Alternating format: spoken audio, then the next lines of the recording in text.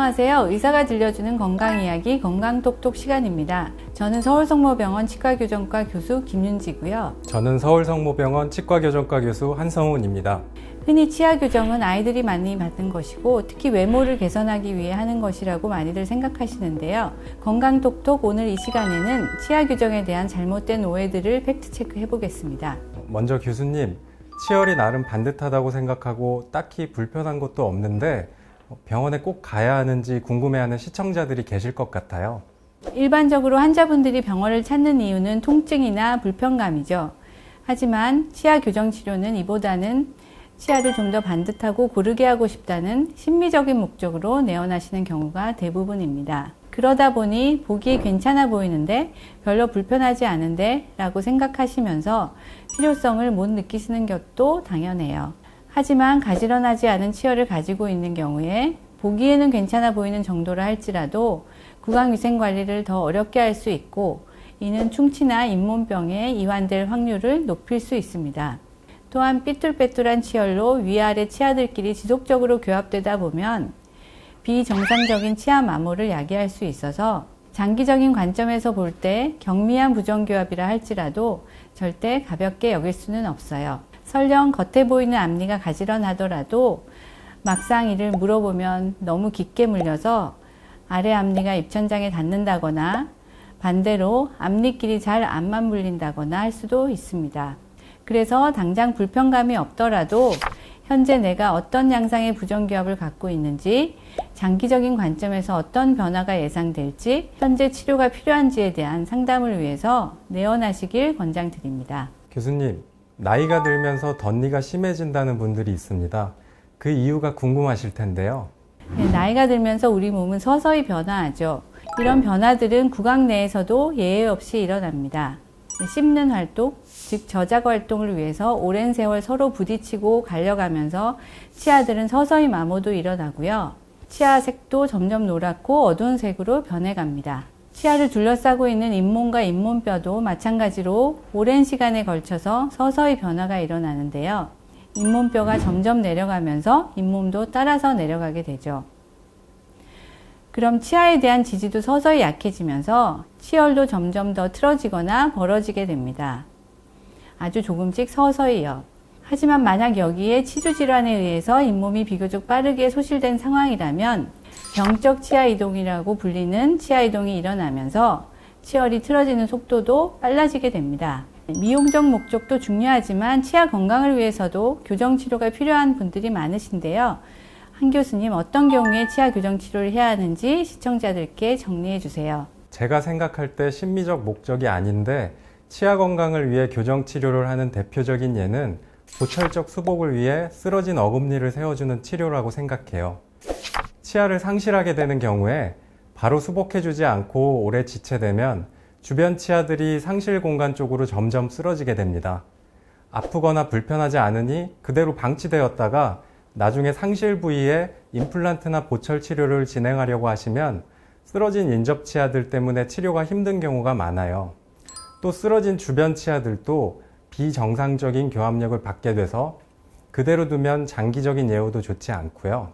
결국 방치되는 시간이 길어질수록 나중에 보철 치료를 하는 과정이 더 고생스럽고 필요한 교정 치료의 범위나 기간도 길어질 수 있습니다. 치주 질환에 의한 잇몸의 지지가 많이 약해진 경우에 병적 치아 이동이 일어나게 되고 이는 급속도로 부정교합을 심화시키게 돼요. 이런 경우 치아들이 점점 쓰러지고 틀어지면서 비정상적인 교합력이 유발되고 이는 치아나 치주 건강을 나쁘게 하는 악순환이 될 수 있습니다. 치주 질환에 의해서 부정교합이 심해질 수 있다고 하셨는데요. 그럼 교정 외에 치주 치료도 함께 진행해야 하는지 궁금하실 것 같습니다. 일단 치주 질환에 대해서 먼저 말씀드리겠습니다. 잇몸 그리고 치주인데 또 치조골을 포함하여 치아를 지지하고 주변 구조를 유지하는 조직들을 치주 조직이라고 총칭하고요. 치아와 잇몸 주변에 침착되는 치태와 치석 내 세균에 의해서 염증이 생기는 걸 치주 질환이라고 합니다. 흔히 풍치라고도 하기도 하죠. 초기에 치료하지 않고 만성화되면 잇몸뼈의 소실을 가속화하고 이렇게 소실된 잇몸뼈는 되돌릴 수 없고 심하면 치아가 멀쩡하더라도 동요도가 커서 발치할 수밖에 없습니다. 그래서 교정치료 전에 반드시 치주질환의 유무를 검사하고 치료를 받으셔야 안전하게 치아를 이동시킬 수 있습니다. 또한 치주질환은 만성질환 중에서도 재발률이 높은 편에 속합니다. 따라서 성인 환자에서는 교정치료 전 치주치료 선행도 당연하지만 또 치료 중에도 지속적인 치주관리가 필요하고요. 치료 후에도 마찬가지로 어찌 보면 일생 동안 개인 구강위생관리와 주기적인 치과검진을 통한 치주관리가 모든 성인들에게 중요합니다. 이처럼 교정치료는 치아의 건강을 위해서도 중요한데요. 하지만 교정치료라고 하면 과정이 어렵고 번거로울 것 같아서 망설이는 분들이 많으십니다. 교수님, 교정치료는 어떤 식으로 진행되는지 설명 부탁드립니다. 네, 교정치료의 방식은 크게 두 가지로 나눌 수 있습니다. 탈부착이 가능한 가철석 장치를 이용하는 경우와 치아에 장치를 부착하여 고정하는 고정성 장치를 이용하는 방식입니다. 대부분의 성인 교정치료의 경우에는 치아에 부착하는 고정성 장치를 이용하고요. 이러한 교정 장치를 주기적으로 활성화하고 조정해주면서 원활한 치아 이동이 일어나는지 관찰해야 하기에 병원에 정기적으로 내원하셔야만 합니다. 그런데 교수님, 교정치료는 보통 어릴 때 받는 것이라고 많이들 생각하셔서 중장년층 이상인 환자분들께 교정치료를 권하면 이 나이에도 교정이 가능하냐 놀라는 분들이 많으시잖아요. 교정치료는 나이에 제한 없이 모두 가능합니다. 단, 실제 교정치료가 가능한지를 좌우하는 것은 나이보다는 환자의 치아와 치주 조직의 상태, 그리고 전신질환의 유무입니다. 연령이 높다 하더라도 치아와 치주 상태가 비교적 건강하고 양호하다면 교정치료는 충분히 가능합니다. 또 반대로 연령이 낮아도 구강위생 관리와 치과적 검진에 소홀하여 충치나 만성 치주질환에 의해 심한 조직의 소실을 보인다면 교정치료가 불가능하겠죠. 또 하나 많은 분들이 나이가 들수록 치료기간이 길어지는지에 대해 문의하십니다. 아무래도 세포의 활성도와 대사율은 연령이 증가할수록 떨어지게 됩니다. 하지만 총 치료기간을 놓고 봤을 때 젊은 성인 환자와 고령의 환자 간에 큰 차이가 있다고 생각하지는 않습니다. 오히려 중장년의 성인 환자들은 치료를 통해 얻고자 하는 결과에 대한 내적 동기가 뚜렷하고 비교적 협조도가 높아서 치료 진행 과정이 더 수월한 편입니다. 성인의 교정치료를 진행하다 보면 아무래도 교정장치가 눈에 띄다 보니까 사회생활에 지장이 있지 않을까 또 많이들 걱정하시는데요. 치아에 부착하는 고정식 교정장치는 대부분 바깥쪽으로 위치하기 때문에 겉으로 티가 납니다. 그래서 눈에 띄는 걸 최소화하기 위해서 치아에 부착하는 교정장치를 치아색과 유사한 도자기 재질로 제작하는 것을 사용하기도 합니다. 하지만 각각의 치아에 횡으로 지나가게 연결되는 이 교정용 철사는 여전히 눈에 띌 수밖에 없습니다. 그래서 교정장치가 겉에서는 안 보이도록 치아의 뒷면에 부착하는 방식의 설측 교정 장치가 있습니다. 최근에는 얇고 투명한 재질의 교정 장치를 착용하는 방식의 투명 교정 장치도 개발되었습니다. 이 장치는 환자 스스로 탈부착이 가능한 가철성 방식이고요. 식사나 입솔질 시에 잠시 장치의 제거가 가능하고 또 눈에 잘 띄지 않아서 환자분들의 선택이 늘어나는 추세입니다. 개개인의 상황에 맞춰서 일상생활의 지장을 최소화할 수 있는 방법의 선택이 얼마든지 가능합니다. 이렇게 의학의 발전과 함께 교정치료의 방법도 많이 발전해 왔는데요. 그럼에도 불구하고 교정치료에 대한 여러 가지 속설들 때문에 교정치료를 망설이는 분들이 계십니다. 그 대표적인 예가 교정치료를 받으면 치아가 약해진다 아니겠습니까? 사실 치아 이동은 아주 강한 힘을 가하는 게 아니라 약하고 지속적인 힘에 반응하여 이루어집니다. 정말 강한 힘을 주기도 힘들지만 준다고 가정한다면 아마 치아가 깨지거나 부러지겠죠. 교정력은 약하고 지속적인 힘이지만 여기에 대한 반응으로 초기에 통증과 동요도의 증가가 수반되는데 이것 또한 일시적이고 치료가 종료되면서 자연스럽게 해소됩니다. 교정치료 동안 적용되는 교정력만으로는 치아가 약해지지 않습니다. 또 하나의 대표적인 속설이 교정치료를 받고 나면 잇몸이 약해지고 이 사이에 틈이 생겨서 음식물이 잘 끼게 된다. 이런 게 있는데요. 교수님, 팩트체크 부탁드립니다. 제가 앞서 연령의 증가에 따른 생리적인 변화로 서서히 잇몸뼈와 잇몸이 소실된다고 말씀드렸었죠. 이러한 현상 때문에 교정 치료를 받지 않으셔도 거의 대부분의 성인들은 중년 이후 이 사이에 빈 공간이 보인다거나 음식물이 껴서 잘 안 빠진다거나 하는 걸 경험하실 수밖에 없습니다. 정리해드리면 잇몸의 소실과 이로 인한 틈은 중년 이상의 환자에서는 불가피하고요. 치열이 불규칙하여 치주 관리에 어려움이 크거나 더 큰 치족을 소실이 예상될 수 있습니다. 그러므로 교정 치료를 통해 치열을 개선할 뿐만 아니라 지속적인 치주 관리와 구강 위생 관리를 해나간다면 나이가 들어서도 건강한 구강 상태를 유지할 수 있다는 의견입니다.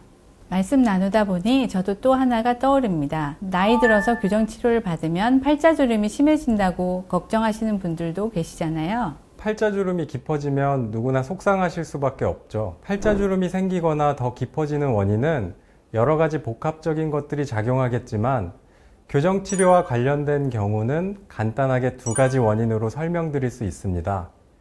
첫 번째는 입술 안쪽의 교정장치로 인해서 입 주위 근육 운동에 방해를 받고 자연스럽게 입 주변 근육이 위축되는 경우가 있습니다.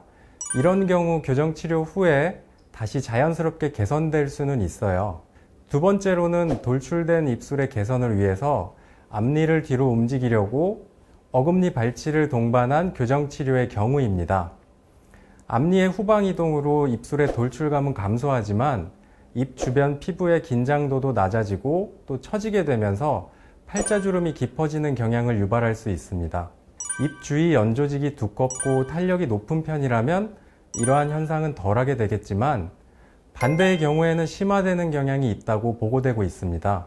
입술을 비롯한 입 주위의 연조직은 나이가 증가할수록 두께와 탄력이 감소하여 처지는 경향이 생깁니다. 따라서 고령일수록 또 현재 팔자주름이 깊게 형성되어 있을수록 교정치료 계획을 수립하는 데 있어서 발치를 동반할 것인지는 좀 더 신중하게 결정해야 합니다. 그리고 저도 진료실에서 환자분들께 많이 들었던 질문이 있는데요. 치아 교정을 해도 그때뿐이다. 또 다시 이가 틀어진다더라. 이런 말씀들을 많이 하세요. 교수님, 속 시원하게 답변해 주신다면요? 치아 교정 치료가 종료되었다고 그 상태로 영원히 고정되는 것이 아니라 치아는 지속적으로 움직일 수밖에 없습니다. 앞서 말씀드린 대로 모든 사람의 몸은 끊임없이 변화하니까요. 치열은 얼마든지 틀어지고 벌어질 수 있고 비정상적인 병적 치아 이동이 아닌 생리적인 치아 이동은 자연스러운 현상이죠. 따라서 교정치료 결과를 최대한 유지하기 위해서는 종료 후 유지장치를 하고 주기적인 체크를 통해서 지속적인 경과 관찰을 해주는 것이 중요합니다. 유지장치의 적용은 일반적으로 앞니의 뒷면에 맞춰서 얇은 철사로 제작된 고정석 유지장치의 부착과 치열 전체를 감싸는 형태의 가철성 유지장치의 사용을 같이 하고 있습니다. 평생에 걸쳐서 치아와 치열의 변화가 조금씩 생길 수밖에 없으니 이를 최소화하기 위해서는 유지장치가 특별히 불편한 부분이 없다면 오랫동안 사용하시는 것도 권장해 드립니다. 마지막으로 환자분들께 교정치료를 권하면 많이 말씀하시는 것 중에 하나가 진짜 솔직히 교수님도 교정치료 받으실 거예요? 이 말씀 제일 많이 하시는데 김현지 교수님 솔직하게 답변해 주시죠. 네, 당연히 저도 교정치료를 했고 앞으로도 변화가 생긴다면 교정치료를 할 계획입니다. 최근에 60, 70대 치아 교정 치료를 받는 환자분이 많이 늘어나고 있는데요. 관심이 있으신 환자분들은 치과 교정과에 내원하셔서 검사해 보시고 상담해 보시는 것을 적극 추천드립니다. 지금까지 성인 치아 교정에 관해 다양한 말씀을 나눠봤는데요. 교정치료는 치아 건강을 지키기 위한 중요한 치료라는 사실을 다시 한번 말씀드립니다. 네, 교정치료가 꼭 필요한데도 잘못된 정보로 인해 치료를 망설이고 계시는 분들께 오늘 이 시간이 도움이 되었길 바랍니다. 지금까지 함께 해주신 여러분 감사합니다.